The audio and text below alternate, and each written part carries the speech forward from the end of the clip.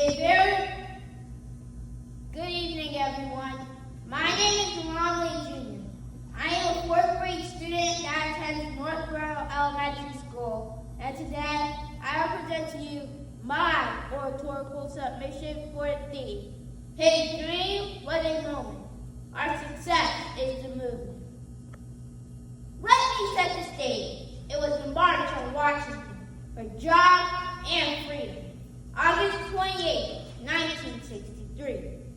In Washington, D.C., at the steps of the Lincoln Memorial, more than 250,000 people from all over the country and all over the world gathered on that spot to protest in solidarity.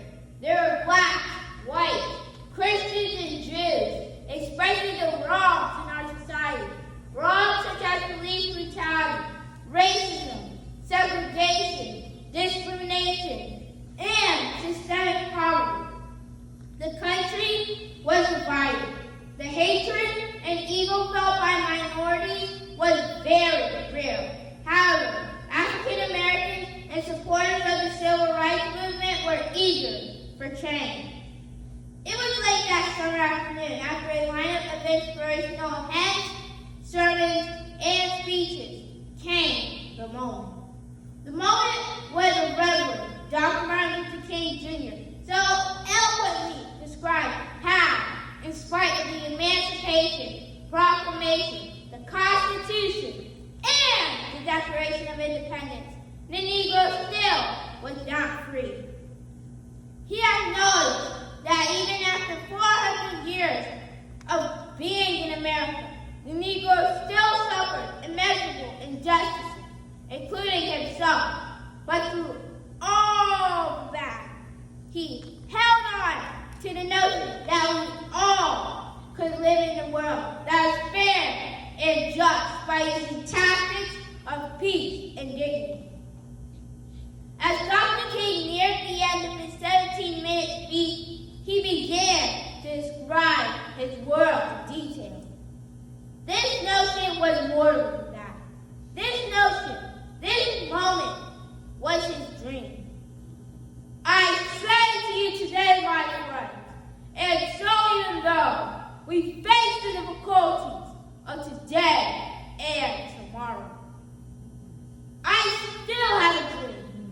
It is a dream deeply rooted in the American dream.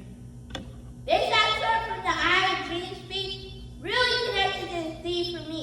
His dream was a moment. Our success is the movement. During my studies of Dr. King, I learned that he had been relentless in his battle for freedom and justice. He had been beaten, bombed, and jailed. People would often ask him, how long could he keep going with the growing instances of brutality? He didn't have an answer as far as a particular time, but he knew that we as people would have to keep going, no matter the cost. On April 3rd, 1968, at the Masonic Temple in Memphis, Tennessee, Dr. King told an audience that he had been to the mountaintop and seen the promised land.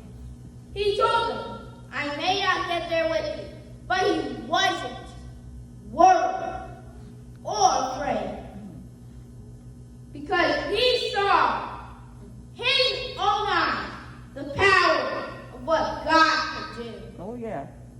My eyes have seen the glory of the coming of the Lord. The next day, our beloved Dr. King was silenced forever.